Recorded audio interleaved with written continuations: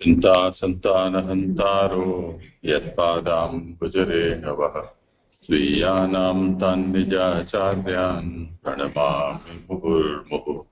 यदनुग्रहतो जन्तुः सर्वदुःखातिगो भवेत् तमहं सर्वदा वन्दे श्रीमद्वल्लभनन्दनम्। अज्ञानतिमिरान्धस्य ज्ञानाञ्जनशलाकया चक्षुरुन्मीलितं येन तस्मै श्रीगुरवे नमः। नमामि हृदये शेषे लीलाक्षीराब्धिशायिनम् लक्ष्मीसहस्रलीलाभिः सेव्यमानं कलानिधिम्। चतुर्भिश्च त्रिभिस्तथा षड्भिर्विराजते योऽसौ पंचधा हृदये। કોનો છે વાત? અમુક વિષય થોડા જાણવા હતા, આ છેલ્લે પૂછ્યું. અત્યારે બધા હશે પણ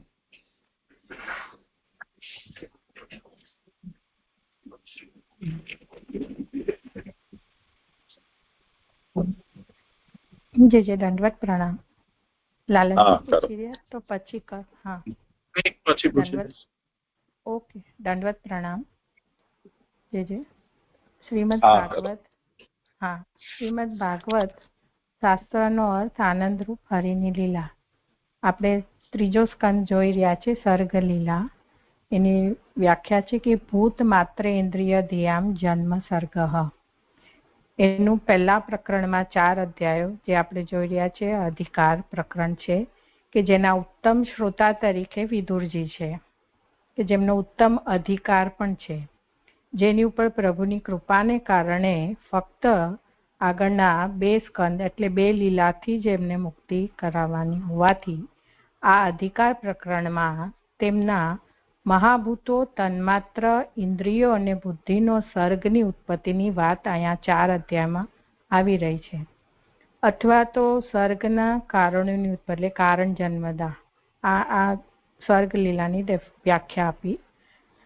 તો પછી આ પહેલા પ્રકરણ અંતર્ગત અધ્યાય 1માં પરીક્ષિતજી કરતા પણ ઉત્તમ શ્રેષ્ઠ અધિકારવાળા વિદુરજી તીર્થોમાં ફરતા બહારથી દેહની શુદ્ધિ થઈ, એટલે કે મહાભૂતોની. અધ્યાય 2માં હવે જો આજે મહાભૂતોની શુદ્ધિ થયા પછી જો એ કથાનું શ્રવણ કરે તો ઉત્તમ અધિકારી થાય, એટલે કે તન્માત્રાની શુદ્ધિ થાય. અધ્યાય 3માં આમ હરિની કથાની શ્રવણથી કન્ટિન્યુઅસ તે એમના અંદરથી ઇન્દ્રિયોની શુદ્ધિ થઈ. હવે જે આપણે ચોથો અધ્યાય આવ્યા છીએ તેમાં હવે પ્રભુની કૃપા થાય તો અધિક ઉત્તમ અધિકારી થાય. તેથી આ ચોથા અધ્યાયમાં પ્રભુના પ્રયાણ સમયે વિદ્યમાન હતા એવા અધિકારી ઉદ્ધવજી અને અવિદ્યમાન હતા એવા વિદુરજી, એ બંને ઉપર પ્રભુની કૃપાનું નિરૂપણ અહીં છે, તથા વિદુરજી અને મૈત્રના સમાગમનું પણ આ અધ્યાયમાં નિરૂપણ છે. હવે આપણે ગઈકાલે પહેલો શ્લોક જોયો તો, કારિકાને શ્લોક, કે ભગવાને જે પોતાના માટે કરેલો સર્ગ છે, એટલે કે યાદવોનો લીલા માટે પોતાની સાથે અવતાર કરાવેલો હોવાથી ભગવાને પોતાની ઈચ્છાથી જ તેમની સ્મૃતિરૂપ બુદ્ધિમાં આવેશ કરીને જ્ઞાનનો નાશ કરાવીને વિપરીત બુદ્ધિ ઉત્પન્ન કરાવી. તે આ સ્મૃતિરૂપ બુદ્ધિની 3 અવસ્થા પહેલા 3 શ્લોકમાં આવી રહી છે. એમાં પહેલા શ્લોકમાં તામસી બુદ્ધિ થઈ, એ આપણે ગઈકાલે જોયું, કે જેમાં મહાપ્રભુજી આખી જ્ઞાનની મીમાંસા પણ 10 પોઈન્ટથી કરી છે. કેવી રીતે જ્ઞાન પ્રભુ તરફથી અને પછી જીવમાં 5 પ્રકારે કેવી રીતે થાય છે. તેમાં તામસી વાળી આપણે પહેલા શ્લોકમાં જોયું કે જે યાદવો શ્રાપના પ્રાયશ્ચિત હેઠળ બધા તપ, વ્રત, દાન બધું કરીને બ્રાહ્મણો દ્વારા અનુમતિ મળતા ભોજન કરી વારીણુનું પાન કરવાથી તેમના જ્ઞાનનો નાશ થયો અને એકબીજાને દુષ્ટ વચનોથી એટલે કે શબ્દથી એકબીજાના મર્મને સ્પર્શ કર્યો. આમ પહેલા શ્લોકમાં તામસી બુદ્ધિ થઈ, જેનું પરિણામ મહાપ્રભુજી સ્વરૂપ વિસ્મૃતિ રૂપ કહી રહ્યા છે કે તેનું કારણ આ તામસી શું કામ કીધી, તો એનું કારણ એ છે કે શસ્ત્રના ઘા કરતા પણ શબ્દનો ઘા વધારે હૃદય સ્પર્શી હોય છે, જે મર્મ શબ્દથી કહ્યું, તેથી આને તામસી કીધું છે. હવે બીજો શ્લોક લઈ રહી છું કે બીજા શ્લોકમાં તેમની સ્મૃતિ રૂપ રાજસી બુદ્ધિની વાત છે કે તેઓએ આપસમાં શસ્ત્રથી યુદ્ધ કર્યું અને પોતાનો નાશ કર્યો, જે શ્લોક નંબર 2 પેજ નંબર 115. એમાં ઉત્થાનિકામાં એવી રીતે કહે છે કે એવી રીતે સ્વરૂપનું વિસ્મરણ થયા પછી વિપરીત પદાર્થોના સ્મરણને લીધે શબ્દના સ્પર્શથી ખળભળાટ ઉત્પન્ન કરી શસ્ત્ર વગેરેથી પણ યુદ્ધ કર્યું, એમ નીચેના શ્લોકમાં કહે છે. એટલે પહેલા શબ્દથી ખળભળાટ થયો ને હવે શસ્ત્રથી યુદ્ધની વાત છે. શ્લોક: તેષામ મૈરય દોષેણ વિષમીકૃત ચેતસામ નિમ્નલોચતી રવાવાસીદ વેણુનામ ઇવ મર્દનમ. શ્લોકાર્થ: સૂર્ય અસ્ત થયો ત્યારે મદિરાના દોષથી દુષ્ટ થયેલ બુદ્ધિવાળાઓનું તેમનું વાંસોની પેઠે ઘર્ષણ થયું. એટલે પહેલા જે સ્વરૂપ વિસ્મૃતિ કહી, અહીંયા ગુણનો એ લોકોનો નાશ થઈ રહ્યો છે કે ગુણથી થઈ રહ્યો એવું સમજાય છે. સુબોધિની લઉં છું કે મદિરા દ્રવ્યથી થયેલા પહેલાના જ્ઞાનનો નાશ કરીને તેથી ઉલટું જ્ઞાન ઉત્પન્ન કરવા રૂપ દોષથી તેમની ચેતનારૂપ બુદ્ધિ સ્વસ્થ હોવા છતાં એકબીજા ઉપરના સ્નેહ લીધે ઘણી સારી હોવા છતાં દુષ્ટ થઈ. અહીંયા કહે છે કે જે એમણે મદિરાનું પાન કર્યું હતું તેનાથી સૌથી પહેલા તો એમનો જ્ઞાનનો નાશ થયો. એટલે પહેલાના જ્ઞાનો એટલે કે પોતે એ લોકો નીતિવાળા ને પ્રેમથી એકબીજા સાથે રહેવાવાળા, સારી રીતે રહેવાવાળા હતા, તો તેમ છતાં પણ એમની સાથે આવું થયું, તો એ મદિરાના પાનથી થયું. અને પાછું બીજું એનું રિઝલ્ટ શું આવ્યું, તો ઉલટું જ્ઞાન એમને ઉત્પન્ન થયું અને તેમની ચેતનારૂપ બુદ્ધિ સ્વસ્થ હોવા છતાં, એનું જ અહીંયા બ્રેકેટમાં કહે છે કે એકબીજા ઉપરના સ્નેહને લીધે ઘણી સારી હોવા છે, એટલે આવી બુદ્ધિ એમની સ્વસ્થ હતી, એકબીજા પ્રત્યે પ્રેમ હતો, તેવી હોવા છતાં પણ દુષ્ટ થઈ. આગળ કહે છે કે પદાર્થના આધારવાળા જ્ઞાનને પણ તેજના પ્રકાશની જરૂર રહેતા હોવાથી તે તેજનો પ્રકાશ જતો રહેતા તે પણ ઇન્દ્રિયોનું પોષણ કરનારું ન રહ્યું. એવા અભિપ્રાયથી સૂર્ય અસ્ત થયો ત્યારે ઘર્ષણ થયું એમ કહેલું છે. એમાં પહેલી ફૂટનોટ છે કે પદાર્થ અને તેજનો સંબંધ થવાથી અંધકારનો એટલે કે અજ્ઞાનનો નાશ થતો હોવાથી તે જ્ઞાનને તેજના પ્રકાશની જરૂર રહે છે. અહીંયા જે સૂર્ય અસ્ત થયો ત્યારે જે મહાપ્રભુજી કહી રહ્યા છે એનું સમજાવી રહ્યા છે કે સૂર્ય અસ્ત થાય એટલે અંધકાર થઈ જાય. એવી જ રીતે એમની બુદ્ધિમાં પણ અંધકાર થયો ને દુષ્ટ બુદ્ધિ ઉત્પન્ન થઈ. એ અહીંયા કહી રહ્યા છે કે તેજનો પ્રકાશ જતો રહેતા તે પણ ઇન્દ્રિયોનું પોષણ કરનારું ન રહ્યું. એટલે ઇન્દ્રિયો તમારી હોય પણ સામે પદાર્થ પડ્યો હોય, પણ જો અંધકાર હોય તો ઇન્દ્રિય પણ ગ્રાહ્ય કરી શકતી નથી. એ રીતે પ્રકાશ જતા રહેતા ઇન્દ્રિયોને પણ પોષણ ના રહ્યું. એટલા માટે અહીંયા સૂર્ય અસ્ત થયો ત્યારે ઘર્ષણ થયું એમ કહેલું છે. આગળ કહે છે કે બધામાં દોષ સરખો પરસર્યો, એટલે દરેક યાદવમાં એક સરખો અંધકાર આવ્યો છે. એટલે એક સરખો સર્વત્ર અંધકાર, જેમ સૂર્ય અસ્ત થાય ત્યારે સર્વત્ર એક સરખો અંધકાર પસરે એવી રીતે બધા જ યાદવોમાં પસર્યું છે. એમ વાસોની પેઠે શબ્દોથી કહેલું છે. એટલે મૂળમાં જે કીધું છે વાસિદ વેણુ નામ ઇવ, એટલે જે વાસોની પેઠે શબ્દથી કહેલું છે. અને મર્દનમ એટલે કે ઘર્ષણ, એટલે કે નાશ થયો, એટલે એકબીજાના યુદ્ધથી એકબીજાને જ એ લોકોએ નાશ કર્યો એકબીજાનો. જે અહીંયા બીજો શ્લોક પૂરો થયો. મારો બીજો અને ત્રીજો છે, કહો તો હું ત્રીજો બી લઈ લઉં સાથે.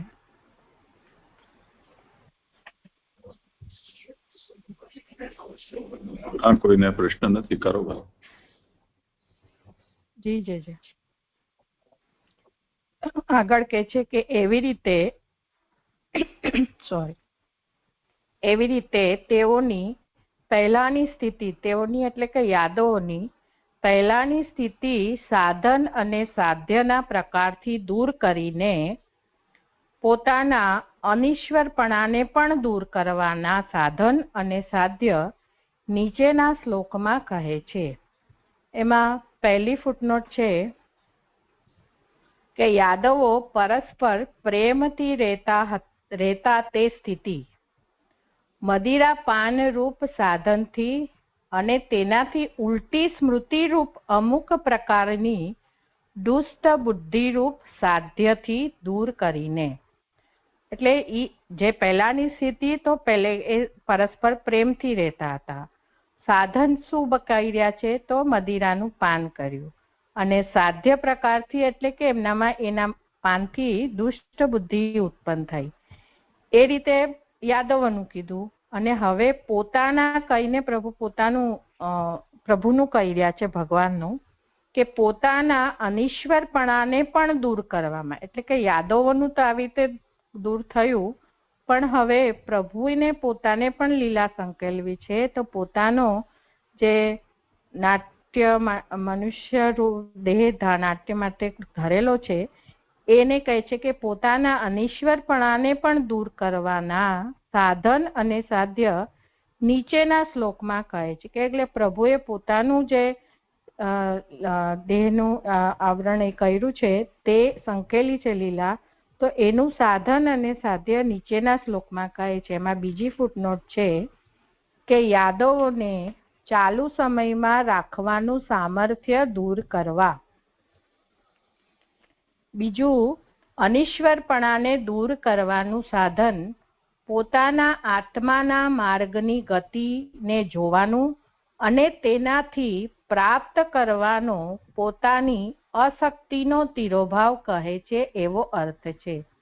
આ પુરુષોત્તમજીએ કર્યો છે. એટલે કે યાદવોને અત્યારે ચાલુ સમય, મને થોડું જે સમજાય છે, બહુ સમજાય નથી પુરુષોત્તમજીનો મત. આજે એમનો જ આપનો ઉત્સવ છે, પણ બહુ નથી ગ્રાહ્ય કરી શકાતું આ જે સમજાયું છે કે યાદવોને ચાલુ સમયમાં રાખવાનું સામર્થ્ય દૂર કરવા. એટલે પ્રભુને એમના પોતે જાય એ પહેલા યાદવોની લીલા સંકેલવાની હતી અને રાખવાનું સામર્થ્ય, કારણ કે એ લોકો પોતે દેવરૂપ હતા અને કોઈનાથી હરાય એવા નતા, એટલે એમને તો નતા જ રાખવાના. એટલે ઈ સામર્થ્ય એમને રાખવાનું સામર્થ્ય એટલે એ લોકોને દૂર કરવા, અને અનિશ્વર એટલે પ્રભુની પોતાને મુક્તિ, એટલે અનિશ્વરપણાને દૂર, પોતાનો જે દેહ છે એને પણ દૂર કરવાનું સાધન પોતાના આત્માના માર્ગની ગતિને જોવાનું અને તેનાથી પ્રાપ્ત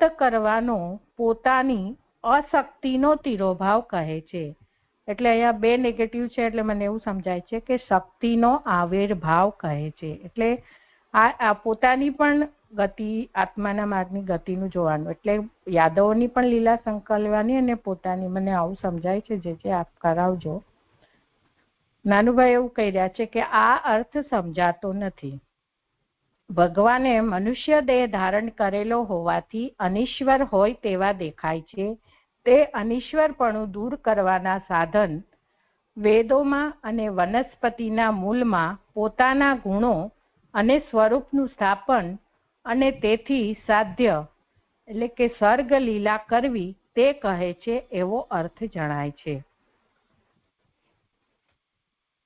હવે શ્લોક લઉં છું કે ભગવાન સ્વ આત્મમાયયા ગતિતામ અવલોક્યશઃ સરસ્વતીમ ઉપસ્પૃશ્ય વૃક્ષમૂલમ ઉપાવિશત. શ્લોકાર્થ કહે છે કે પોતાની માયાની તે ગતિ જોઈને તે ભગવાન સરસ્વતીમાં સ્નાન કરીને વૃક્ષના મૂળ પાસે બેઠા. હવે આ શ્લોકમાં અત્યારે આમની સાત્વિકી બુદ્ધિનું અહીંયા કહી રહ્યા છે આ ત્રીજા શ્લોકમાં. એટલે પ્રભુએ પોતે પોતાની અનિશ્વર દૂર યાદવોનું તો કર્યું પણ પોતાને અનિશ્વરપણું દૂર કરવા માટે બે સાધન કર્યા કે એક સરસ્વતીમાં સ્નાન અને બીજું વૃક્ષના મૂળ પાસે આપ બેઠા. સુબોધિની અનિશ્વરપણું દૂર કરવાનું કારણ ભગવાન શબ્દથી કહેલું છે કે ભગવાન સ્વ આત્મમાયા. આમાં એક અનુવાદમાં થોડી ગડબડી રહી લાગે છે. ભગવાન સ્વાત્મ માયાયાહ માયા ગતિમ અવલોક્ય.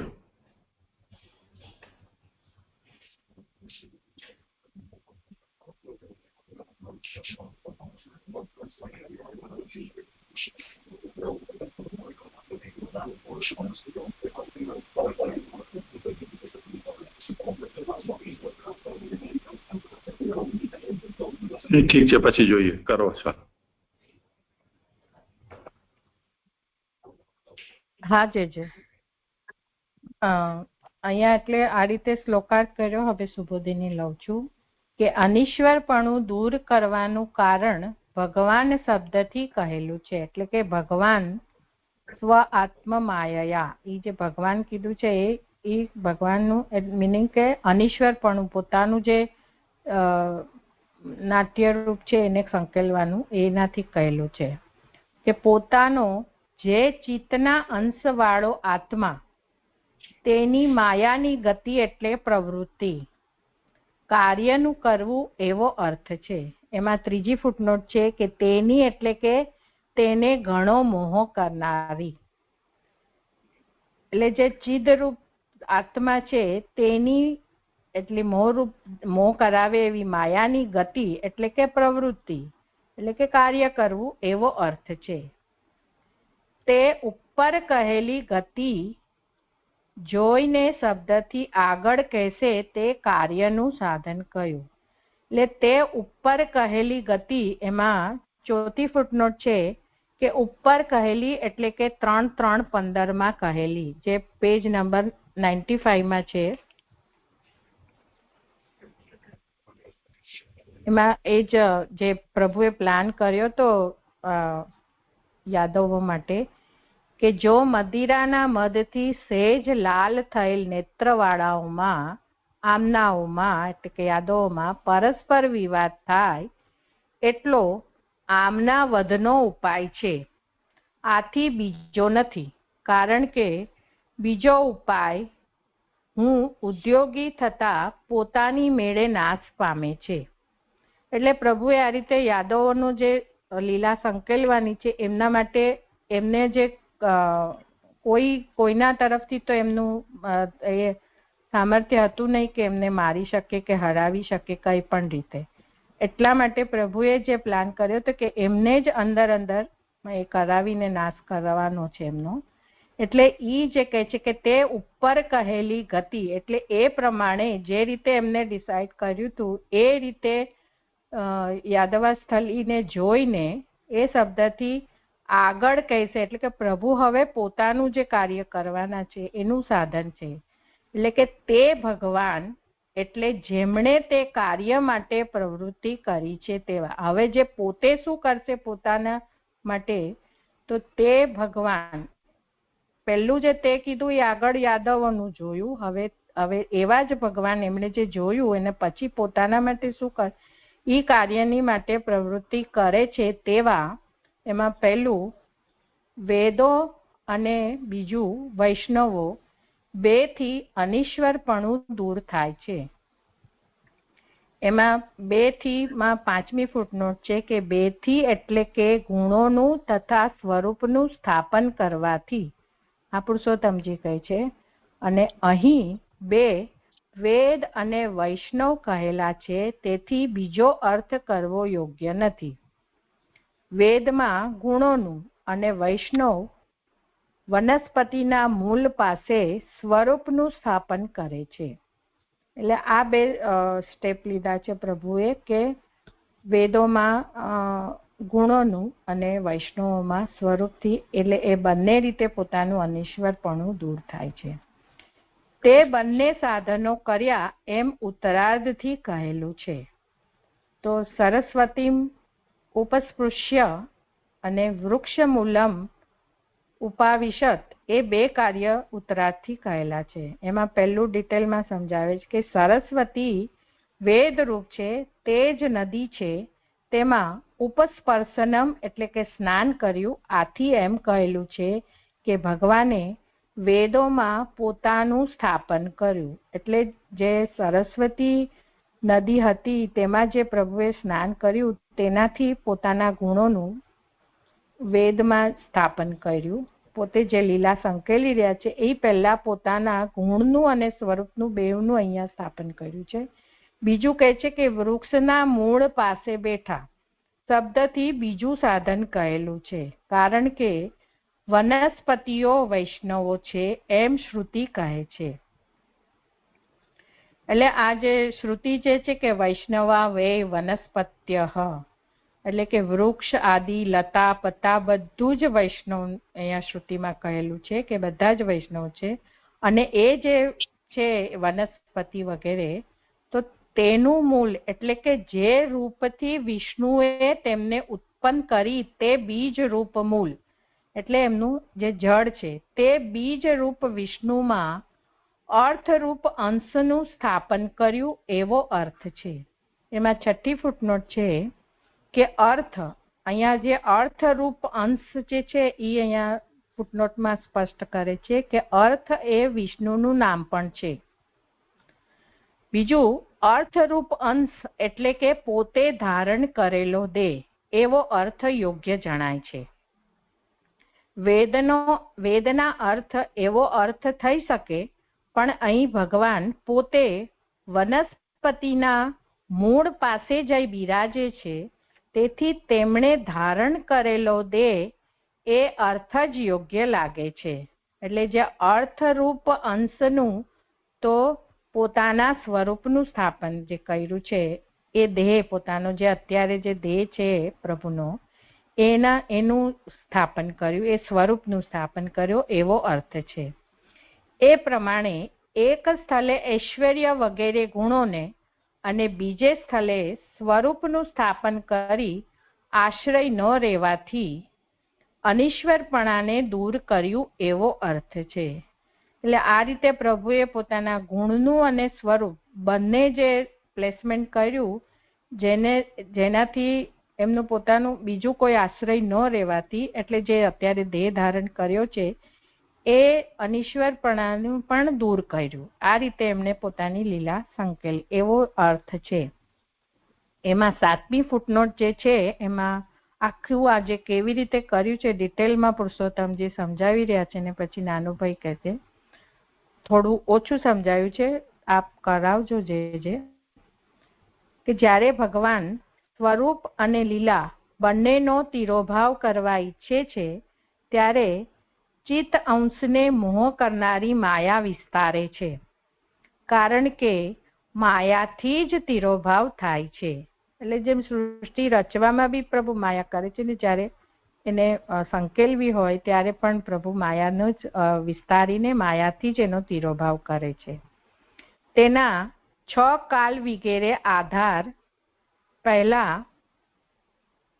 3, 4, 2ના સુબુદ્ધિમાં કહેલા છે. અહીંયા આપણે ગઈકાલે શ્લોકમાં જોયું, 2માં નહીં પણ 1માં જે 6 અંગ આવ્યા હતા એ આપણે અહીંયા કનેક્ટ કર્યું છે કે 3, 4, 1ના સુબોધિનીમાં કહેલા છે તે પૈકી દેશ, કર્તા અને મંત્ર આ પ્રસંગે નહીં હોવાથી, એટલે જે અહીંયા યાદવાસ્થલી જે થઈ છે એમાં 6 અંગમાંથી આ 3નો અહીંયા પ્રસંગ નથી.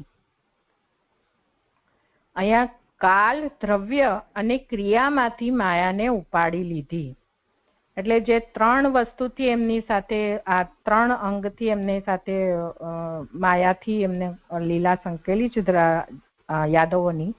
ઈ કાલ છે એક તો, દ્રવ્ય મદિરા અને સંધ્યાકાલ છે, એટલે અંધકાર થઈ ગયો છે મને એવું સમજાય છે.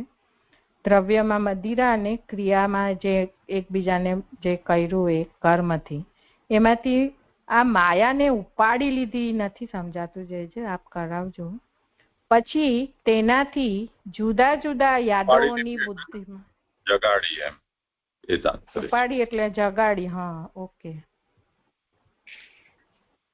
પછી તેનાથી જુદા જુદા યાદવોની બુદ્ધિમાં મોહ ઉત્પન્ન કર્યો, અને આ રીતે એમના મનમાં મોહ ઉત્પન્ન કર્યો. પછી તે મોહના સહકારથી તેમની બુદ્ધિમાં વિરુદ્ધ વિષયો સત્ય જણાવવા લાગ્યા. પછી લીલામાં રહેલા મોહ પામેલા તેઓના શસ્ત્રોથી તેમના પ્રાકૃત દેહોનો નાશ કરી તે દેહમાંથી વૈકુંઠવાસીઓનો ઉદ્ધાર કરી તેમને પોતાના સ્થાનમાં પહોંચાડ્યા. એટલે આ રીતે એમનો જે દેવ હતા ને, જે અહીંયા પૃથ્વી પર પ્રભુએ પોતાની લીલા માટે લાવેલા, ત્યાં પાછું બેક ટુ પેવેલિયન કર્યા એમને. એટલે એમના પ્રાકૃત દેહમાંથી વૈકુંઠવાસીઓનો ઉદ્ધાર કર્યો. પોતે વૈકુંઠવાસી દેવતાઓ હતા, ત્યાં એમના સ્થાને પહોંચાડ્યા. તેઓ સદા છે એ લીલા છે, અને એ લોકો નિત્ય રહેનારા છે દેવસ્થાને. તેનું નિત્યપણું સિદ્ધ કરનાર, વેદના વચનોથી અને તેનો અર્થ જાણનાર, વૈષ્ણવના સંગથી તેનું જ્ઞાન થાય છે. તેથી વેદોમાં ગુણોનું સ્થાપન કરી ઐશ્વર્ય સિદ્ધ કર્યું, અને વૈષ્ણવોમાં સ્વરૂપનું સ્થાપન કરી ઐશ્વર્યનો આધાર સિદ્ધ કર્યો. અને ઐશ્વર્યનો આધાર ન રહેવાથી પ્રાપ્ત થતું અનિશ્વરપણું ભગવાનપણાથી દૂર કર્યું. આ જે ભગવાનનો મિનિંગ અહીંયા જે ભગવાન શબ્દ કહી રહ્યા છે, તો એનું સામર્થ્ય લેવાનું કે પોતાની ઈચ્છાથી, એ જરાક જે આપ કરજો. ભગવાન શબ્દ જે વાપર્યું છે એનો મિનિંગ અહીંયા કોન્ટેક્ચ્યુઅલી શું કરવાનો છે.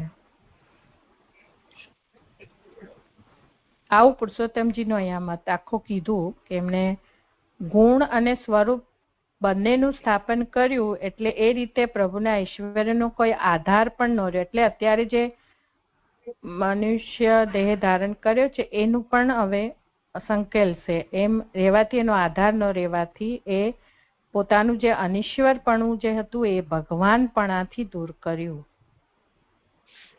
એવો અર્થ છે. આગળ એ જ વાત થઈ ને કે ભગવાન અત્યારે મનુષ્ય લીલાથી ધારણ કરીને એને પ્રકટ થઈ રહ્યા છે, અને એને અહીંયા વેદમાં અને વૈષ્ણવમાં સ્થાપિત કરીને હવે એમાંથી જે અનૈશ્વર્ય છે એ નિરાકૃત કર્યું, જેથી હવે પછી ભગવાન પાછા જેવા હતા તેવા થઈ ગયા. જેમ યાદવોના પૂર્વ રૂપનો ઉપસંહાર કર્યો, એવી રીતે ભગવાને અવતાર લીલામાં જે પ્રાકૃત મનુષ્ય રૂપ ધારણ કર્યું હતું એનું અહીંયા અનૈશ્વર્ય નિરાકૃત કર્યું.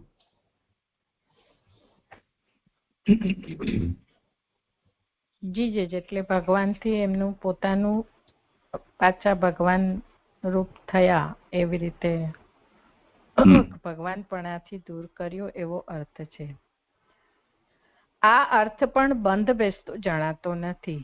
ભગવાને પોતાના ગુણોનું વેદમાં સ્થાપન કર્યું અને સ્વરૂપનું એટલે કે દેહનું વનસ્પતિના મૂળમાં સ્થાપન કર્યું.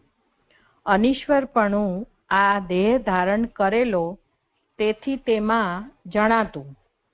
હવે તેનો આધારરૂપ દેહ ન રહેવાથી અનિશ્વરપણું જતું રહ્યું. એટલે કે જણાતું બંધ થયું એવો અર્થ જણાય છે. આવું નાનુભાઈ કહે. એટલે હવે જે પ્રભુએ જે દેહ ધારણ કર્યો હતો એના દર્શન પણ બંધ થશે, એટલે જણાતું બંધ થયું. ગુણોથી વેદમાં અને સ્વરૂપથી વનસ્પતિના મૂળમાં સ્થાપન કર્યું. હવે આગળ શંકા ઉઠાવી રહ્યા છે કે ભગવાન એવી રીતે સ્વરૂપનું બીજમાં કેમ સ્થાપન કર્યું? કારણ કે તે વૈકુંઠમાં સ્થાપન કરવું જોઈએ એવી શંકા થાય. એમાં બીજમાંની 8મી ફૂટનોટ છે કે બીજમાં એટલે કે શુદ્ધ સત્વ રૂપે પ્રગટ થયેલ અક્ષરમાં, એવું પુરુષોત્તમજી કહે છે, અને વનસ્પતિના મૂળ બીજમાં,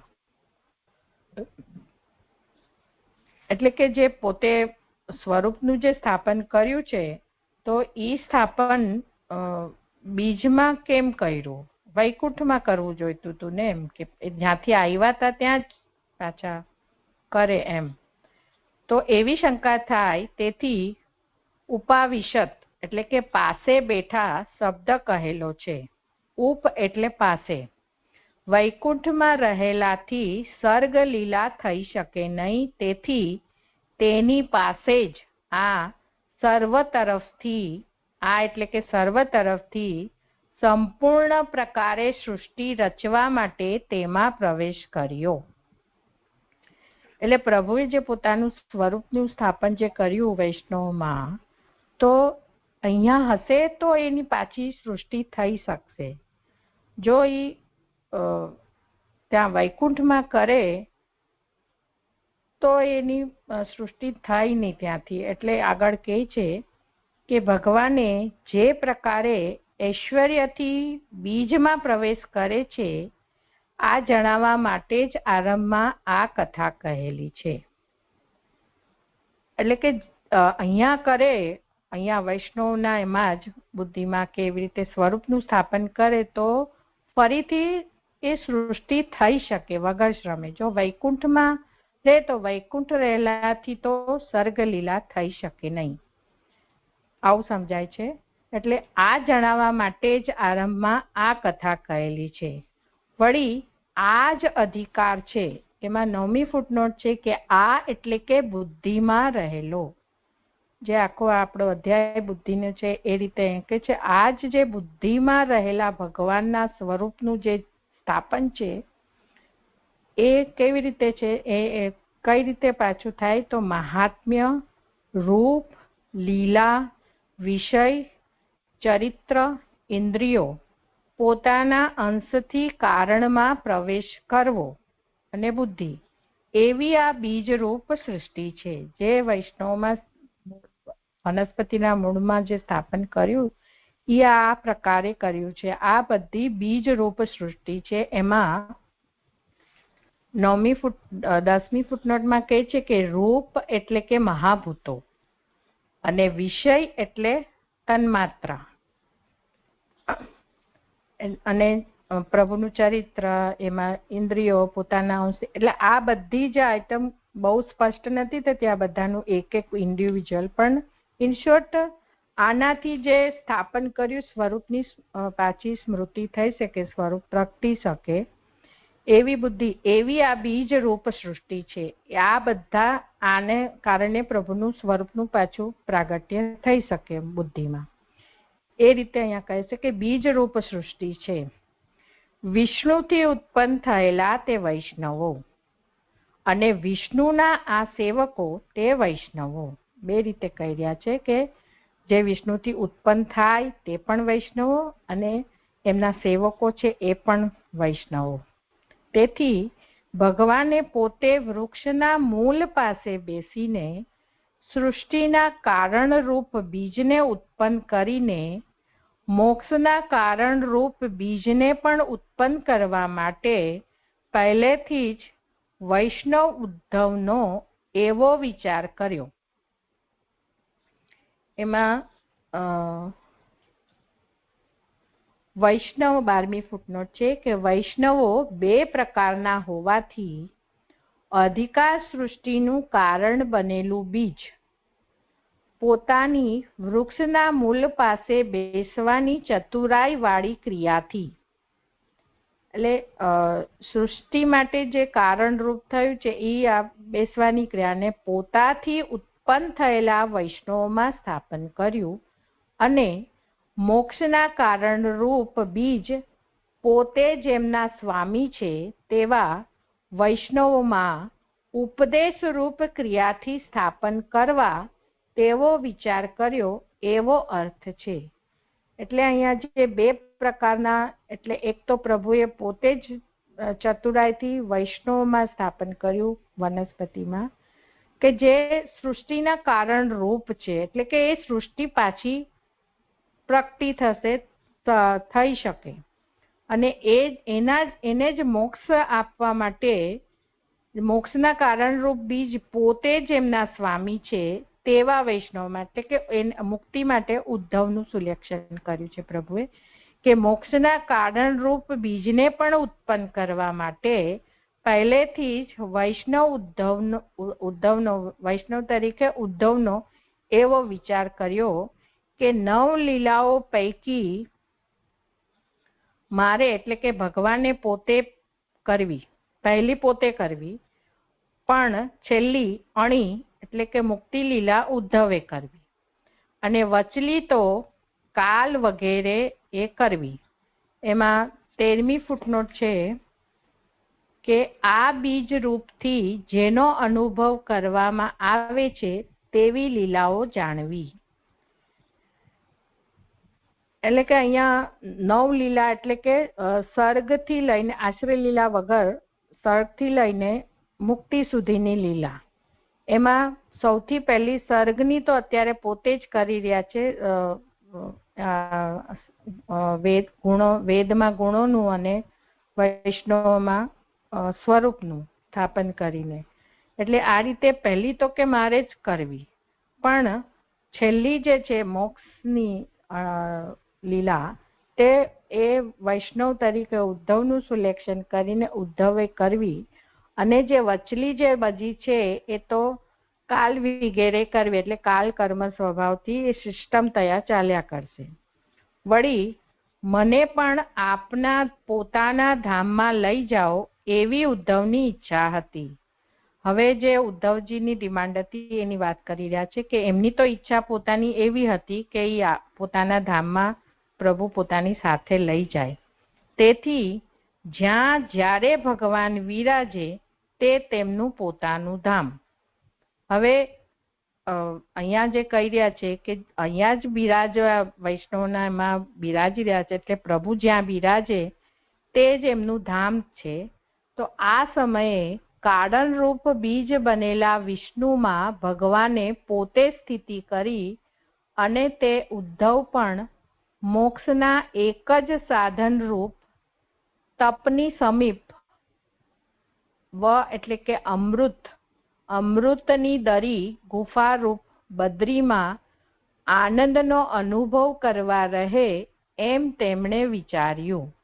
હવે જે પ્રભુએ જે મુક્તિ લીલા માટે જે ઉદ્ધવની સિલેક્શન કર્યું છે, તો એના માટે કહી રહ્યા છે કે એની ઈચ્છા ભલે હતી પ્રભુના ધામમાં લઈ જવાની, પણ જ્યાં જ્યાં પ્રભુ બિરાજે છે તે પોતાનું ધામ, એટલે અહીંયા બદ્રી નારાયણમાં બી રહેશે તો પણ એમ કે તું મારી સાથે જ રહેશે, એવું કહેવાનો ઇન્ટેન્શન હોય એવું સમજાય છે, કે જ્યાં જ્યાં ભગવાન વિરાજે તે તેમનું પોતાનું ધામ.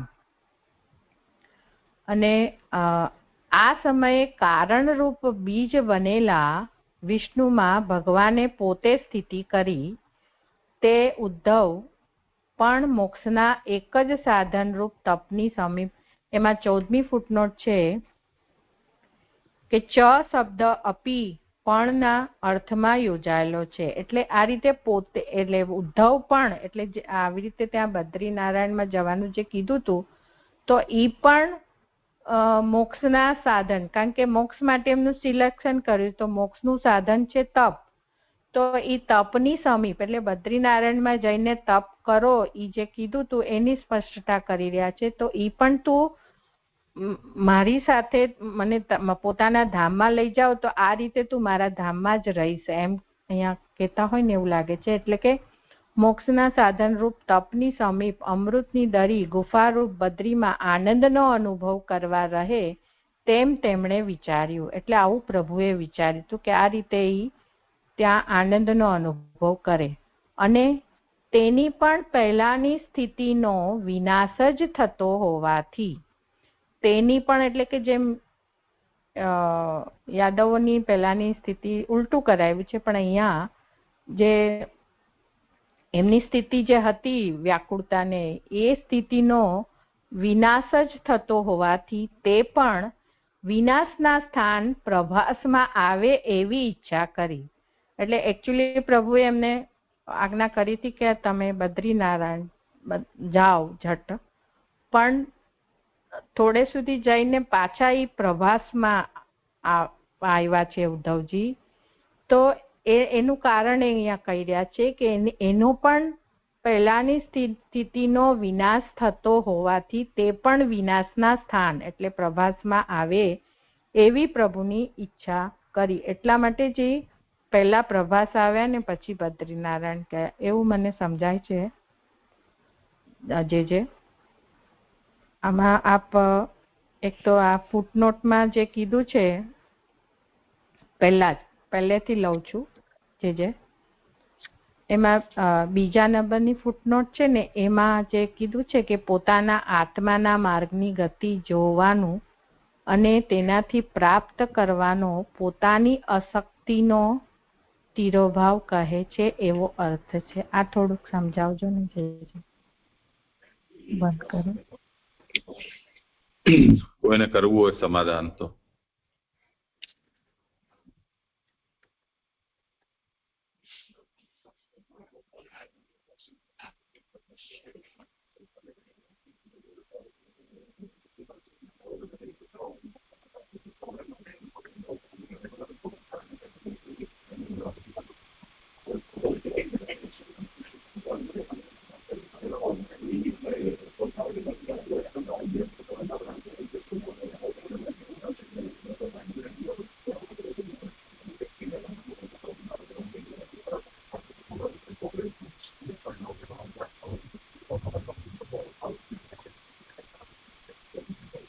મૂળ તો જે ઉત્થાનિકામાં આચાર્ય ચરણે જે વાત આજ્ઞા કરી છે એને પુરુષોત્તમજી સ્પષ્ટ કરી રહ્યા છે. એવમ તેષામ પૂર્વસ્થિતિમ સાધન સાધ્ય ભાવેન તિરોભાવમ પ્રાપયિત્વા. યાદવોની પૂર્વ સ્થિતિ એનો તિરોભાવ કરાવીને હવે ભગવાન પોતાની પણ જે પૂર્વ સ્થિતિ છે એનો તિરોભાવ કરવા ઈચ્છી રહ્યા છે. તો એ પોતાની જે સ્થિતિ છે એ કઈ તો અનિશ્વરત્વ રૂપ પોતાની સ્થિતિ. તો અનિશ્વરત્વનો તિરોભાવ એટલે ફરી પાછો પોતાના ઈશ્વરત્વનો આવિર્ભાવ. એના માટે સાધન અને સાધ્ય બતાવી રહ્યા છે. પૂર્વમાં સાધન સાધ્ય શું? તો એમણે વારુણીનું પાન કર્યું અને એનાથી એમને પોતાના સ્વરૂપની વિસ્મૃતિ થઈ ગઈ અને અપશબ્દ બોલ્યા અને લડ્યા. એ એમના તિરોભાવના સાધન અને સાધ્ય થયા. ભગવાનના સાધન અને સાધ્યનું અહીંયા સ્વરૂપ શું છે? તો ભગવાને અહીંયા સરસ્વતીમાં સ્નાન કર્યું અને વૃક્ષના મૂળમાં બિરાજ્યા. આ બે જ વસ્તુ કરીને અહીંયા તો એનું અહીંયા વર્ણન છે. એ વર્ણન એવું સાધન સાધ્ય ભગવાને કયા હેતુથી કર્યું? તો પોતાનું જે અનિશ્વરત્વ છે એનો તિરોભાવ કરવા માટે આવું કર્યું. એનું અહીંયા વર્ણન કર્યું છે. યાદવોનું તો આપણે જોઈ ગયા. તે પછી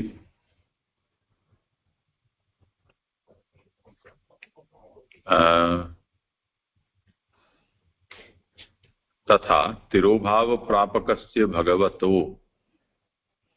યાદવ વર્તમાનત્વ સ્થાપના સામર્થ્યમ તિરોભાવયિતુમ. એટલે પુરુષોત્તમજી ભગવાનના માટે જે ઉત્થાનિકામાં એમ કહ્યું ને કે સ્વસ્યાપી અનિશ્વરત્વમ તિરોભાવયિતુમ. પોતાનું પણ અનિશ્વરત્વનો તિરોભાવ કરવા માટે. તો પોતાનું એટલે તો ભગવાનનું, અનિશ્વરત્વને નો તિરોભાવ કરવા માટે.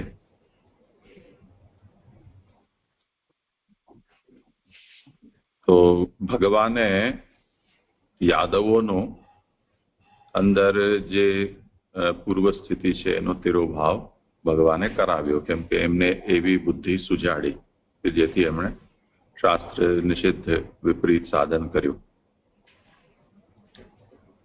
હવે ભગવાનની જે સ્થિતિ છે એ પુરુષોત્તમજી કહે છે કે ભગવતો યાદવ વર્તમાનત્વ સ્થાપના સામર્થ્યમ તિરોભાવયિતુમ. એટલે હવે યાદવો પોતે વર્તમાન રહે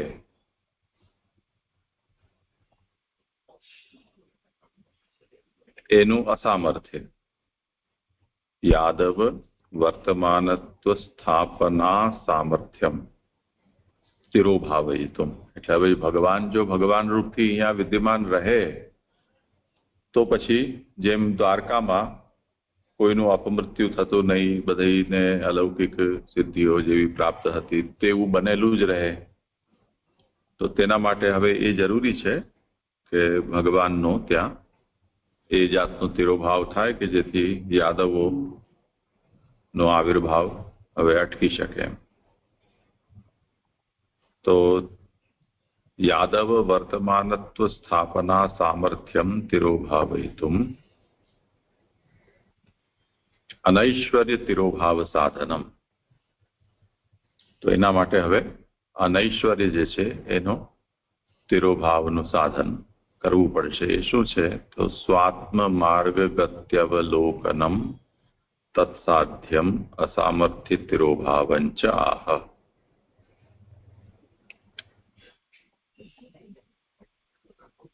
જે એ તો આગળના શ્લોકથી કહી રહ્યા છે એનો આ ઉત્થાનિકા થઈ.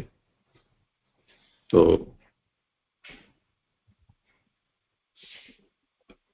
સ્વાત્મ માયાયાહ ગતિમ તામ અવલોક્ય સહ. ભગવાને પોતાના માયાની એ ગતિને જોઈ અને એ જોઈને ભગવાને સરસ્વતીમાં સ્નાન કરી અને વૃક્ષના મૂળમાં બિરાજ્યા. તો આ સાધન થયું. તો અનૈશ્વર્ય તિરોભાવ સાધનમ સ્વાત્મ માર્ગ ગત્યવલોકનમ તત્સાધ્યમ અસામર્થ્ય તિરોભાવંચ આહ.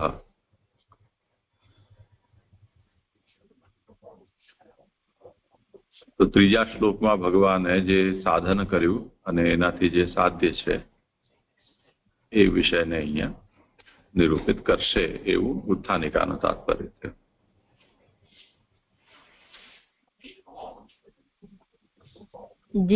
વિઠ્ઠલ વલ્લભજી પણ આ વિષયમાં થોડું કહી રહ્યા છે.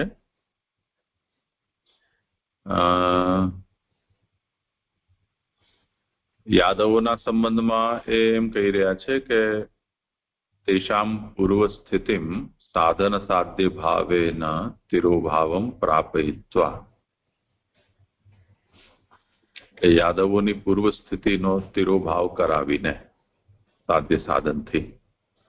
તો એમાં સાધ્ય સાધન ભાવેનાનો અર્થ શું? તો જ્ઞાન પ્રકાશ સાધનમ તેજ જ્ઞાનમ સાધ્યમ તદ ઉભયમ તિરોહિતમ ઇત્યર્થ. બીજા શ્લોકમાં જે કહ્યું ને કે જેવી રીતે સૂર્ય તિરોહિત થઈ જાય તો તે સ્થિતિમાં ચક્ષુરેન્દ્રિયમાં દૃષ્ટિ સામર્થ્ય હોય તેમ છતાં પણ પદાર્થનું જ્ઞાન થઈ નથી શકતું. તો જ્ઞાન પ્રકાશ સાધનમ તેજ. જ્ઞાનના પ્રકાશનું જે સાધન છે એ તેજ છે, એનાથી જ્ઞાન થાય એ સાધ્ય છે. તો જ્ઞાન પ્રકાશનું સાધન અને જ્ઞાન એ બંને તિરોહિત થયા.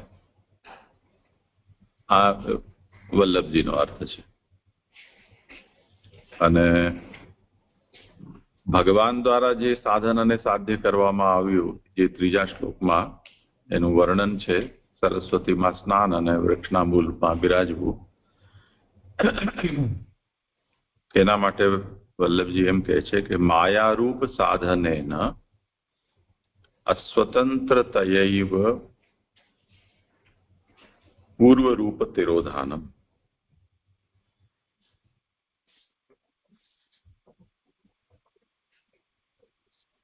અહીંયા સાધન જે છે એ વલ્લભજી કહે છે કે માયા છે, અને માયારૂપ સાધનેન અસ્વતંત્રતયૈવ, એટલે જેમ કે જીવ માયાના અધીન હોય છે, અસ્વતંત્ર હોય છે, માયાધીન હોય છે, એવી રીતે ભગવાને અહીંયા પૂર્વરૂપનું તિરોધાન કર્યું. એટલે જે માનુષ્ય રૂપ ધારણ કર્યું હતું અથવા માયા કપટ રૂપ ધારણ કર્યું છે એનું તિરોધાન કર્યું.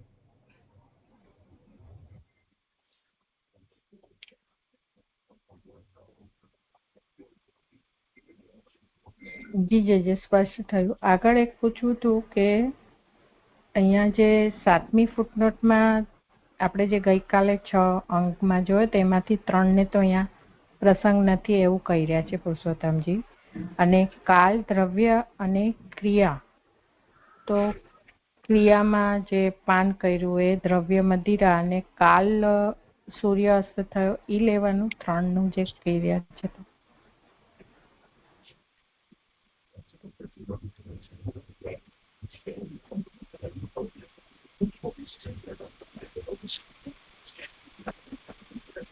જોઈ લે.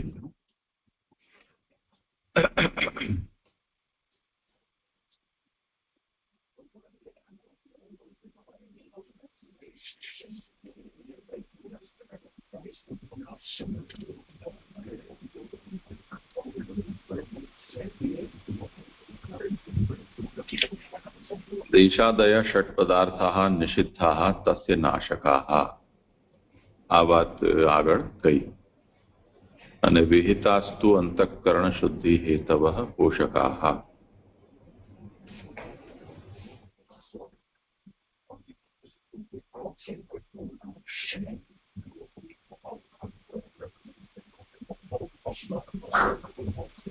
અહીંયા 7મી ફૂટનોટની અંદર વાત છે, તો આપ આગળ જોઈ રહ્યા છે. હા, એનો જ તો સંદર્ભ છે ને. બુદ્ધિનો જે નાશ થાય છે એનું કારણ દેશાદેશ ષટ પદાર્થ જે નિષિદ્ધ છે એ બુદ્ધિના નાશક છે, અને જે વિહિત છે એ અંતઃકરણના શુદ્ધિ કરનારા હોવાથી એ બુદ્ધિના પોષક હોય છે. તો ત્યાં જે દેશાદેશ ષટ પદાર્થો કયા છે એમાંના અહીંયા જે ગણાવ્યા એમાં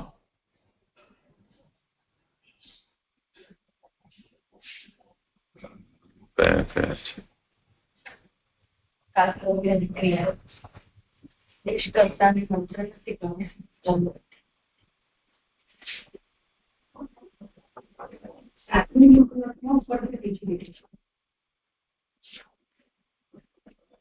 એકસો 17મું.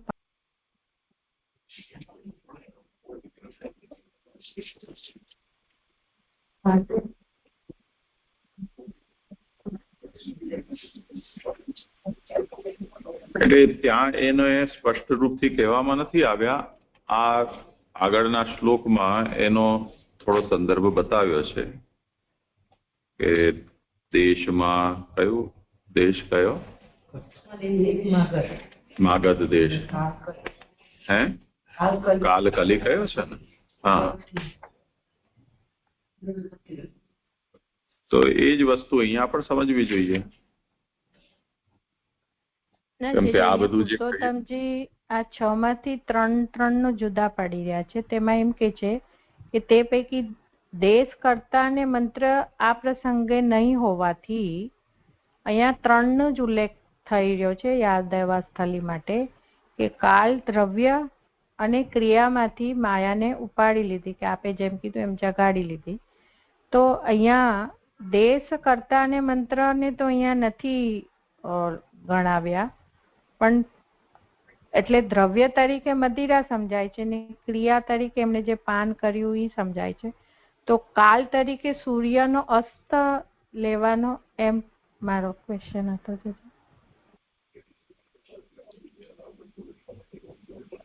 નહીં, અત્યારે એ જ તો કહી ને કડાકૂટ આપણે કલી કાલ સમજવાનો છે ને, કાલનો અર્થ. જી જી. કેમ કે અન્યથા ભગવાનને લીલા સંવરણ કરવાનો કોઈ હેતુ જ નતો. જ્યાં સુધી ભગવાન બિરાજ્યા છે ત્યાં સુધી કાલનો પ્રવેશ થઈ શકે જ નહીં. પાંડવો અને પરીક્ષિત બેઠો છે ત્યારે પણ હજી કલીના ટાંટિયા ધ્રુજતા હોય, તો ભગવાન બિરાજતા હોય ત્યાં સુધી તો કેવી રીતે પ્રવેશ કરી શકે? તો કાલનો મુખ્ય કારણ, મુખ્ય અર્થ જે છે કલી સમજવો જોઈએ. જી જી જી, સ્પષ્ટ થયું. હવે આગળ જે સૃષ્ટિના બીજરૂપ સૃષ્ટિ જે ગણાવી, જેમાં મહાત્મ્ય રૂપ, એમાં જે કીધું કે આજે આરંભમાં કથા કીધી ને વળી આ જ અધિકાર છે, ઈ જે કહી રહ્યા છે એનું મેં એવું સમજી કે બુદ્ધિમાં રહેલા, એટલે પોતે પોતાનું સ્વરૂપનું ત્યાં સ્થાપન કર્યું છે, એટલે રીતે બુદ્ધિમાં પ્રવેશ. અને ઈ જે કર્યો પ્રવેશ, ઈ કેવી રીતે બીજરૂપ રહેશે? તો આ જે બધું ગણાવ્યું કે મહાત્મ્ય, રૂપ, લીલા, વિષય, ચરિત્ર, ઇન્દ્રિયો અને પોતાના અંશથી કારણમાં પ્રવેશ કરવો અને બુદ્ધિ, તો જે આ સ્પષ્ટ કરો ને થોડું.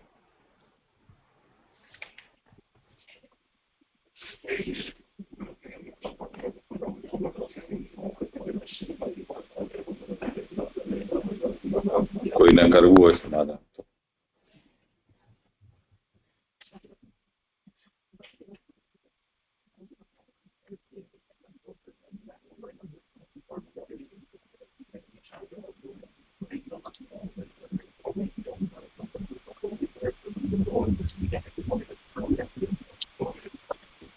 ભગવાને એવી રીતે પોતાના સ્વરૂપનું બીજમાં શા માટે સ્થાપન કર્યું? સ્થાપન કરવું જ છે તો વૈકુંઠમાં કરવું જોઈતું હતું. તો એનું અહીંયા ઉપાવિશદથી સ્પષ્ટીકરણ કર્યું કે વૈકુંઠમાં રહેલાથી સર્ગ લીલા થઈ શકે નહીં, તેથી તેની પાસે જ, એટલે વૃક્ષ મૂળ પાસે સર્વ તરફથી સંપૂર્ણ પ્રકારે સૃષ્ટિ રચવા માટે તેમાં પ્રવેશ કર્યો. હવે ભગવાન જે પ્રકારે ઐશ્વર્યથી બીજમાં પ્રવેશ કરે છે આ જણાવવા માટે જ આરંભમાં આ કથા કહેલી છે. આ જ અધિકાર છે. તો હવે અહીંયા વિરાજીને ભગવાને કર્યું શું? ઉદ્ધવને પોતાનું જ્ઞાન બધું આપ્યું ને, એના માટે હવે વિદુરને આગળ એ અધિકાર આપવો છે સર્ગનો, સર્ગલીલાના શ્રવણનો. એટલા માટે મૈત્રેયને પણ બોલાવી રાખ્યો. તો એ આ વાતા કહી રહ્યા છે કે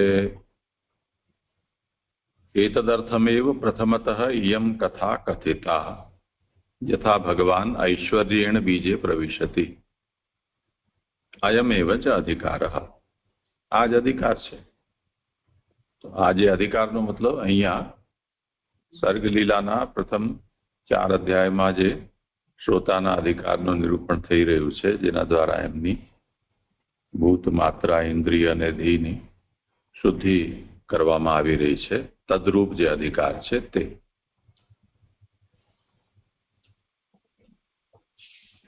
જી, એટલે આ જ અધિકાર છે, એમાં ઘણું બધું કહેવાય ગયું છે આખું 4 અધ્યાય.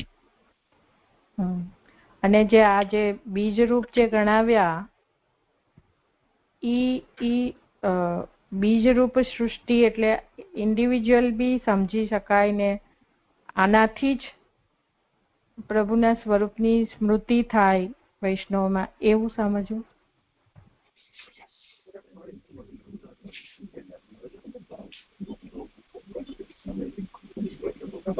નહીં, હું સમજ્યો ને. શું એટલે અહીંયા છે ને મહાત્મ્ય, રૂપ, લીલા, વિષય, ચરિત્ર અને ઇન્દ્રિયો ને આ જે કાઉન્ટિંગ કરાવ્યું છે ને એમાં રૂપ ને ફૂટનોટમાં મહાભૂતો કહી રહ્યા છે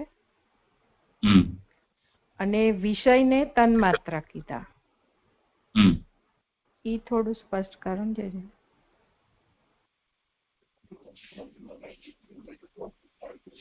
એટલે આ જે છે એ બધો બીજ રૂપ સર્ગ કયો ને?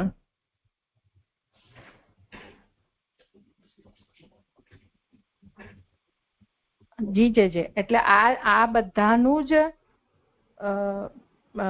વૈષ્ણવ એટલે કે આ જે વનસ્પતિના મૂળમાં આ બધું સ્થાપન કર્યું આ બધા પ્રકારથી. હા, આનાથી પછી આગળ આ સૃષ્ટિ છે, સર્ગ છે, એ ચાલશે.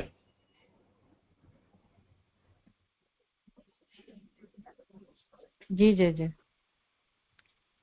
તો વૃક્ષ મૂલે ઉપવિશ્ય સૃષ્ટિ કારણ બીજમ ઉપપાદ્ય મોક્ષ કારણ બીજમ અપી ઉત્પાદયિતુમ વૈષ્ણવમ ઉદ્ધવમ પૂર્વમેવ વિચારિતવાન.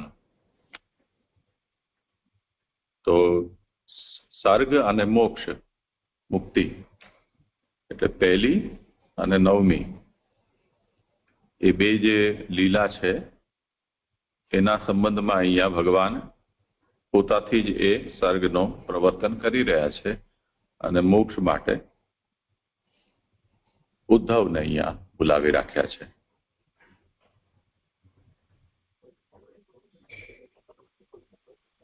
તો આ બધી વાતો આમાં આવી ગઈ ને. અત્યારે આ અધિકાર પ્રકરણમાં આપણે જોયું તો પ્રભુનું મહાત્મ્ય, સ્વરૂપ, એમનો લીલા, પછી વિષયોનો જે ભોગ, તન્માત્રા, ચરિત્ર, આ બધી જ વસ્તુ આમાં આવી ગઈ ને.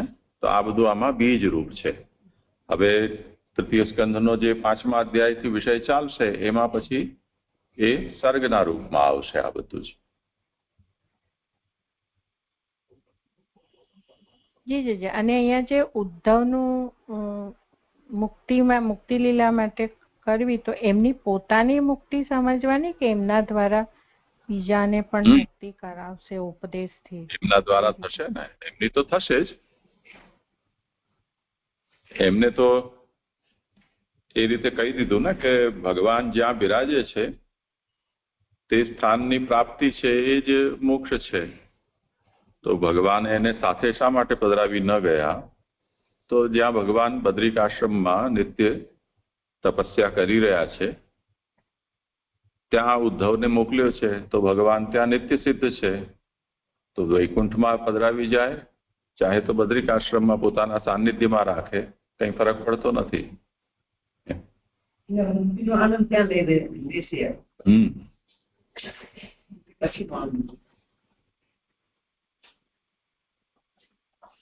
જે એક જિજ્ઞાસા હતી કે ઉદ્ધવજી દ્વારા અહીંયા જે મુક્તિ લીલા માટે એમનું સિલેક્શન બતાવી રહ્યા છે તો ક્યાં એમના દ્વારા કોને મુક્તિ થઈ, ઉપદેશ થયો એવું કઈ મને નથી ધ્યાન, એટલે આપને પૂછી રહ્યું છે.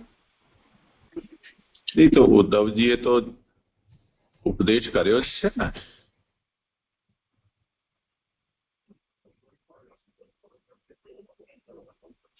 ઉદ્ધવ ગીતા એની જ તો છે.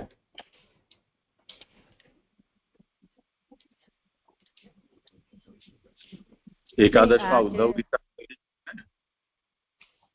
એ તો એમને કરવામાં આવ્યો છે ને ઉપદેશ, તો ઉદ્ધવજીને કરવામાં, ઉદ્ધવજીએ કોઈ બીજાને ઉપદેશ કર્યો હોય ને એમને મુક્તિ થયો એ રીતનું પૂછું છું. હા, તો એ જેવી રીતે પરીક્ષિત જે છે એને ભગવાને જે હેતુથી જીવિત રાખ્યો, પરીક્ષિતે થોડો કોઈને ગીતાનો ભાગવતનો ઉપદેશ કર્યો છે.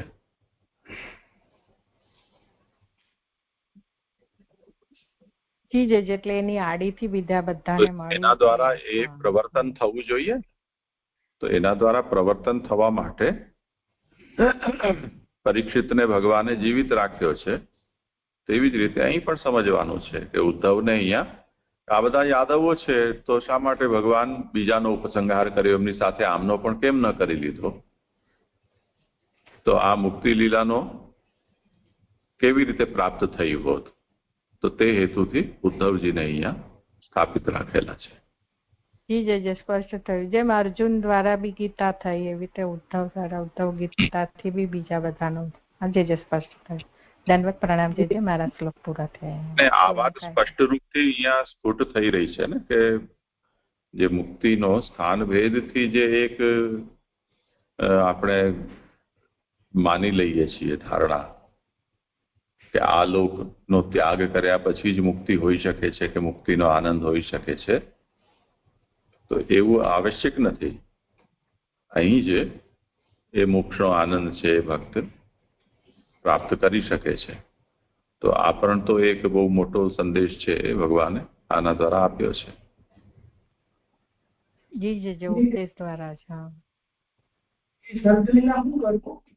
કાલ સ્થિતિ લીલા હશે, જ્ઞાની લીલા બુદ્ધજી દ્વારા સ્પષ્ટ કરી.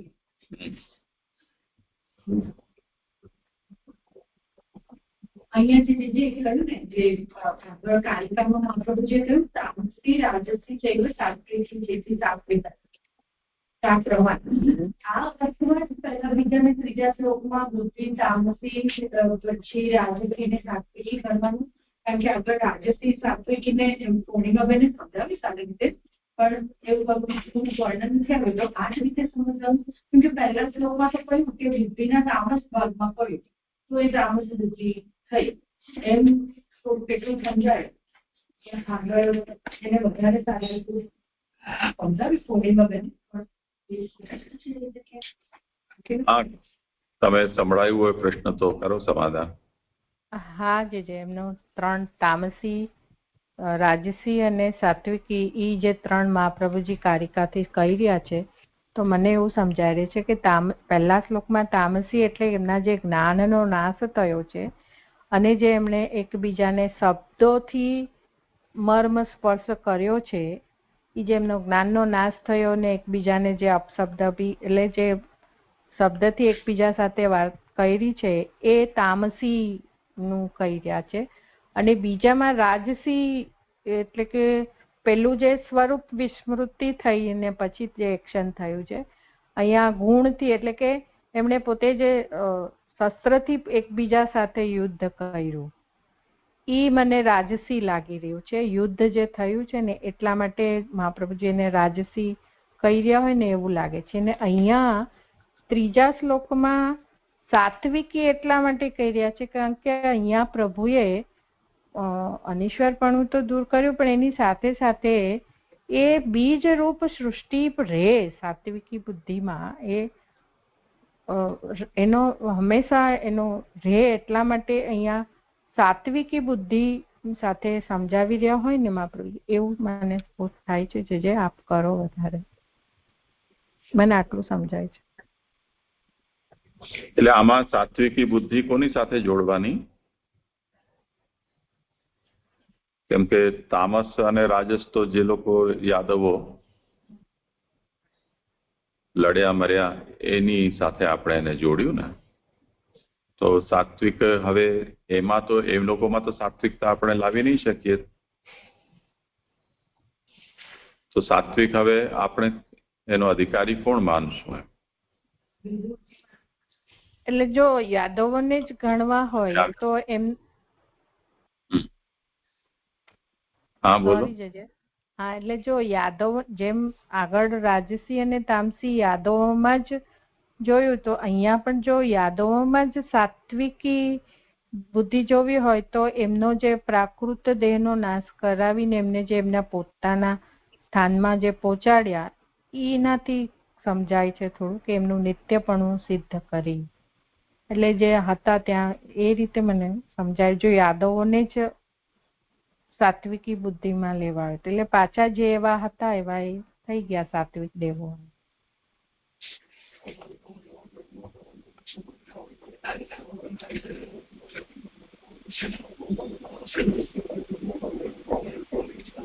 એટલે યથાયોગ્ય લેવું પડશે. આનાથી જે શ્રોતા છે એની આપણે જો વિચાર કરીએ તો ઉદ્ધવજીએ તો આ બધું જોયું છે, અનુભવ્યું છે, એટલે ઉદ્ધવજીની તો બધી જ સિદ્ધાવસ્થા ઉપર પહોંચી ગયા છે, શ્રવણ કરાવી રહ્યા છે, વિદુરને. તો તે સ્થિતિમાં આ લીલાના શ્રવણથી વિદુરના અંદર એ જાતની બુદ્ધિનો ઉદય થાય એવું વિચારી શકાય. એટલે તામસી રાજસી ચૈવ સાત્વિકી ચેતી સા ક્રમાત એના 3 શ્લોક છે એમ જે આજ્ઞા કરે છે.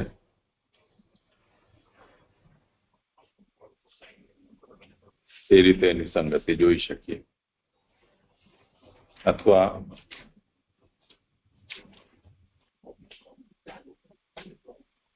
વિદુરની જેમ વિદુરજીની જેમ આપણા જેવા પણ જે આ લીલાનું શ્રવણ કરતા હોય એમના અંદર એ જાતનો ભાવ છે એ જાગે એવું પણ સંભવ છે. બહુ વધારે તો સ્ફુટ નથી થઈ રહ્યું પણ આવો અભિપ્રાય લઈ શકાય.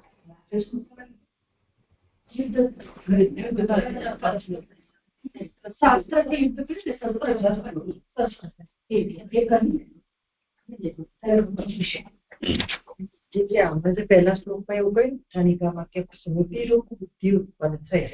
તો એ સ્મૃતિરૂપ બુદ્ધિના 3 સમજવાના રાજસી તામસી ને સાત્વિક. કારણ કે બુદ્ધિ 5 પ્રકારની કહી એમાં સ્મૃતિ નિશ્ચય સંશય વિપર્ય સ્વાપ એ રીતે પણ અહીંયા સ્મૃતિરૂપ થઈ છે ને એની અંદર સ્મૃતિરૂપ બુદ્ધિના સુનીતાબેન એનો જવાબ એ જ છે કે સ્મૃતિરૂપ બુદ્ધિના જ આ 3 શ્લોક છે. તામસી રાજસી અને સાત્વિકી. અને જે નિશ્ચય રૂપ જે છે ને એ હવે આગળ 4 થી 22 શ્લોકમાં 19 શ્લોકથી નિશ્ચયાત્મક બુદ્ધિનું વર્ણન આવી રહ્યું છે અને સંશયનું 23, 24 અને 25 શ્લોકથી આવી રહ્યું છે.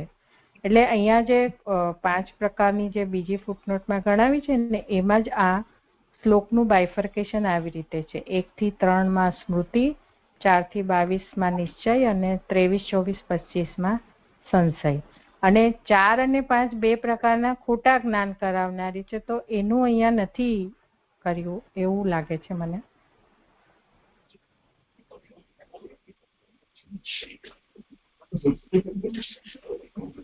એક એવું પણ આમાં મને આવે છે વિચાર કે યાદવોને જે પ્રકારની બુદ્ધિ જાગી એટલે અત્યારે વિદુર ઉદ્ધવ ને બધાને છોડી દઈએ કે આપણે પણ એને ન ગણીએ.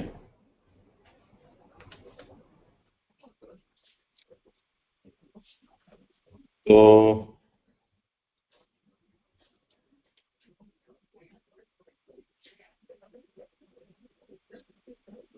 ત્રીજા અધ્યાયમાં જે વિષય આવ્યું ને કે બધા પ્રભાત ગયા, સ્નાન કર્યું, તર્પણ કર્યું, બ્રાહ્મણોને દાન વગેરે આપ્યા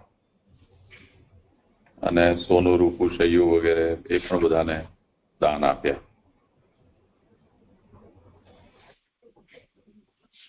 ત્યાંથી આ વાતને જો આપણે જોડી લઈએ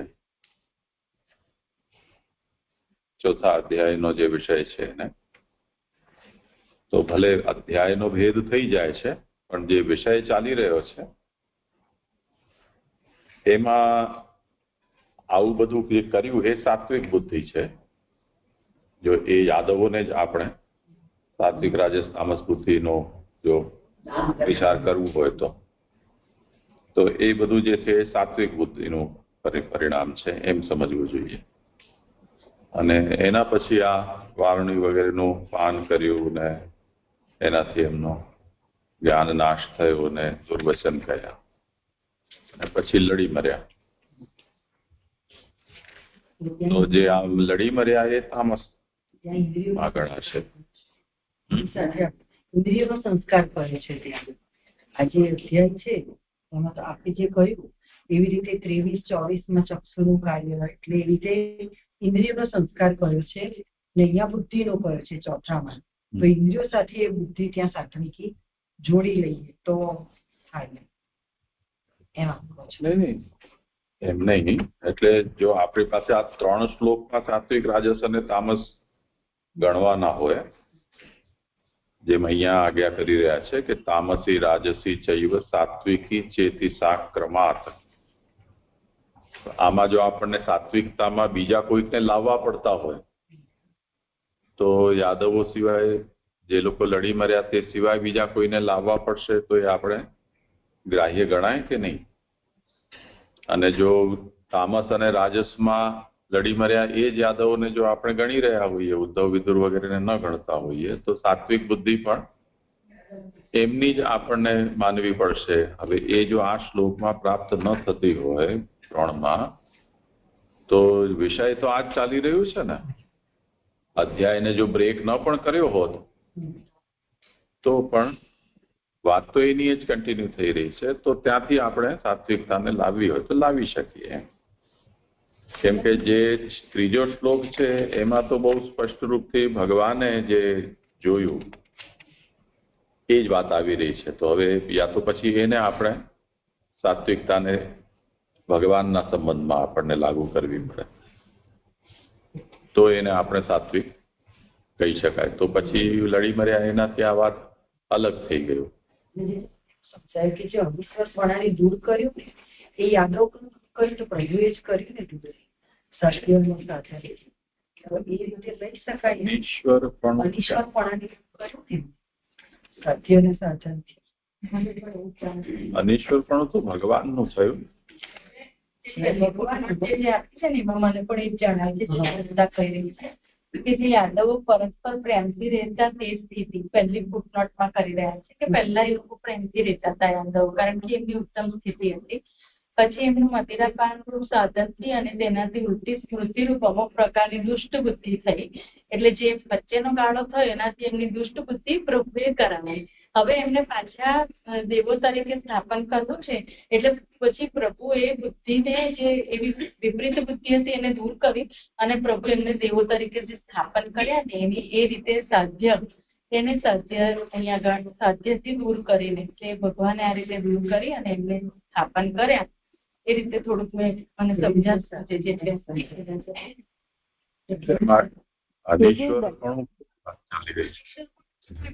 પોતાનું કે મનુષ્ય રૂપ તરીકે આવ્યા છે એટલે એમને દૂર કર્યું. પણ જે દેવો અહીંયા પધરાયેલા સાથે એમની જે વિપરીત બુદ્ધિ હતી એમનું પણ પોતાના જગ્યાએ સ્થાપન ભગવાને કર્યું. એ એમની સાત્વિકતા એવો એક વિચાર કર્યો તો આપણી સામે ખાલી કહી રહી છું કે આવો વિચાર કર્યો કે જેમાં સુનિતા બોલે કે કુમારે પણ વિચાર કર્યો છે. યોગ્ય હોય તો એક આવો વિચાર આવ્યો છે.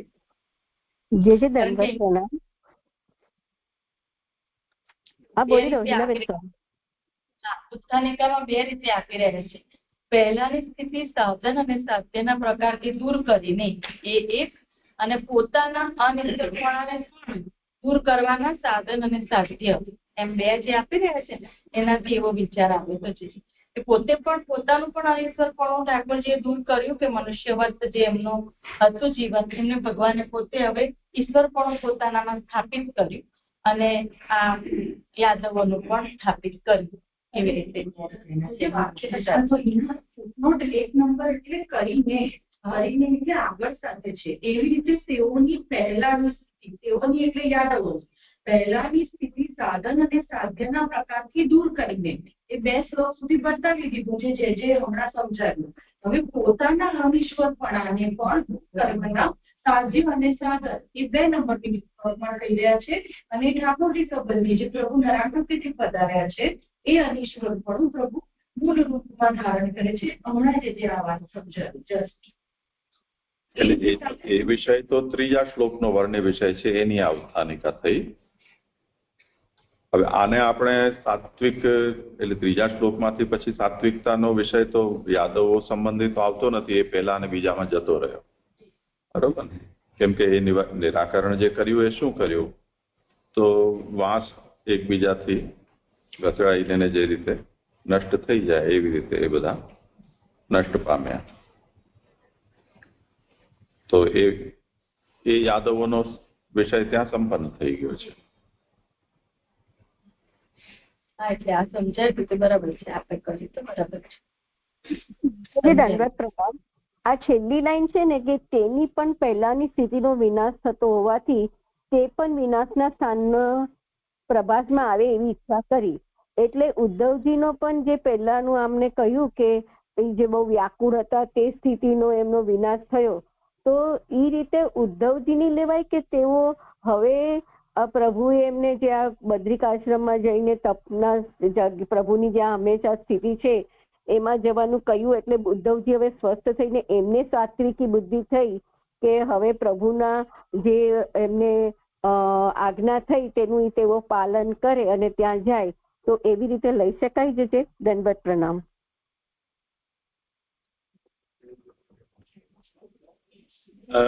એક વસ્તુ તો એ છે કે આ જે શ્લોકની સમાપ્તિ તેમણે વિચાર્યું ત્યાં થઈ જાય છે અને તેની પણ પહેલાની સ્થિતિનો ત્યાંથી ચોથા શ્લોકની ઉત્થાનિકા છે.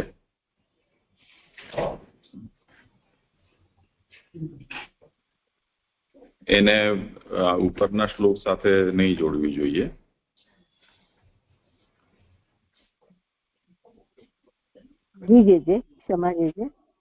હા, વલ્લભજી એવી રીતે કરી રહ્યા છે એનો અર્થ.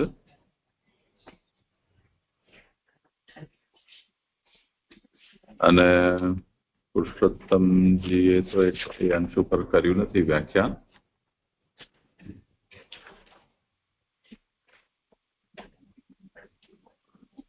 જોઈ લઈએ તે પણ વલ્લભજી જે આજ્ઞા કરે છે કે તસ્યાપી પૂર્વ સ્થિતિ વિનાશેવ ભવતી. તો તસ્ય એટલે ઉદ્ધવસ્યાપી. ઉદ્ધવસ્યાપી એટલે ઉદ્ધવની પણ પહેલાની સ્થિતિનો વિનાશ જ થતો હોવાથી.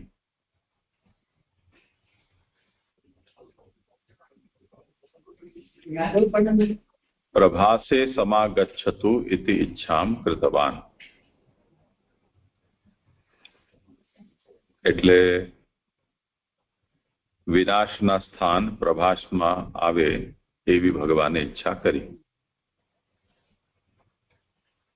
પૂર્વમ હિ ભગવતમ પરિચ્છિન્નમેવ પશ્યતિ ઇદાનીમ તથાવસ્થાયામ વિरहेણ બદર્યામ સ્થિતિ નિર્વ્યગ્રતયા ન સ્યાદ ઇતિ સર્વત્ર ભગવત દૃષ્ટિ સ્થાપિતવાન ઇતિ ભાવઃ.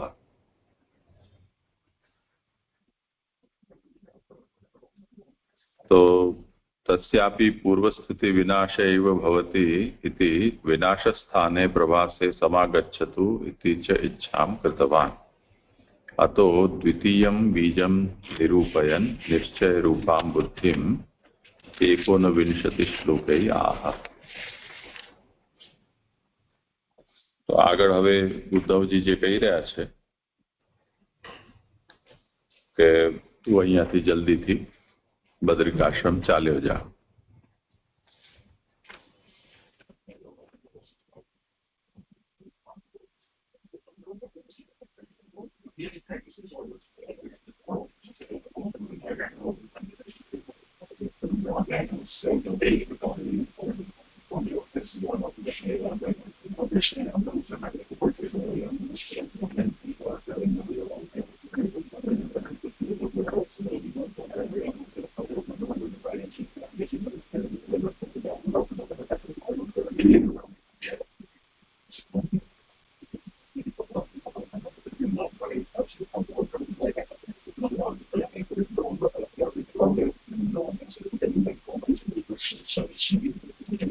હા, ઠીક છે. બુદ્ધિરૂપ જે બુદ્ધિ કહી તો સાત્વિકીમાં આવશે જ નહીં. એ તો અપ્રમાણ કહી છે ને. એટલે 3 પ્રકારની જે સ્મૃતિરૂપ બુદ્ધિમાં 3 પ્રકારની જે આપણે જે કારિકા કહી એમાં તામસી ને રાજસી તેમ થઈ છે. એટલે કે આપણે સમજાય છે, થોડી ઘણી આપણે સમજાવી એમ, પણ સાત્વિકી નથી સમજાય. એટલે સાત્વિક, રાજસ અને તામસમાં જે અજ્ઞાન અને અન્યથા જ્ઞાન છે એ તામસ છે. સ્મૃતિ જે છે એ રાજસ છે અને નિશ્ચયાત્મક જે જ્ઞાન છે એ સાત્વિક છે. એમાં પણ નિર્વિકલ્પક જ્ઞાન છે એ એમ સમજો કે સાત્વિક છે. તો તો એ એની સામાન્ય કક્ષા છે. હવે આપણને એ ક્રમશઃ જે અહીંયા આજ્ઞા કરી રહ્યા છે એ આપણને એ જોવાનું છે કે અત્યારે જે બુદ્ધિ નાશરૂપ બતાવ્યું અહીંયા, એના પછી હવે નિશ્ચયાત્મકતા બતાવશે. તો એમાં તો એ ક્રમ નથી કહેવા માંગતા. 3 શ્લોકમાં અત્યારે આપણે ક્રમ જોઈ રહ્યા છીએ. એવું 3 શ્લોકનો ક્રમ ન હોય, પરંતુ આ જે આખો અધ્યાયમાં હવે જેમાં 19 શ્લોકથી બતાવી રહ્યા છે, તો એમાં કહ્યું ને કે નિશ્ચય રૂપામ બુદ્ધિમ 19 શ્લોકૈ આહ. તો 19 શ્લોકથી હવે નિશ્ચય રૂપા બુદ્ધિ કહી રહ્યા છે. તો એ નિશ્ચય રૂપા બુદ્ધિ સાત્વિકી બુદ્ધિ એવું તો એનો અર્થ નથી. કાર્યક્રમ 3 શ્લોકોથી કહે છે એમ જ કહે છે અનુવાદ. હા, એ તો ભલે ને શ્લોકથી કહે છે એવું તો આમાં મૂળમાં નથી ને ઉલ્લેખ. અનુવાદકે પોતાની રીતથી એ વાત બતાવી છે, પણ એની સંગતિ તો બતાવી નથી કે અહીંયા સાત્વિક કેવી રીતે છે એમ. તો તામસી રાજસી ચૈવ સાત્વિકી ચેતિ ક્રમાત. તો બ્રેકેટ જે છે એ તો એમની સમજ છે. હવે આપણે આખો અધ્યાય જોઈએ ત્યાં સુધી આપણી પણ બુદ્ધિ સાત્વિક હશે તો આ યાદ રહેશે કે આ બાકી છે, નહીં તો રામ રામ. ઠીક છે, તમારા થઈ ગયા શ્લોક? હા જે દંડવત પ્રણામ, મારા થઈ ગયા. સારું, ભલે હવે આજે શ્રી શ્યામદાદાનો વચનામૃત પણ છે, તો અહીંયા વિરામ રાખીએ છીએ.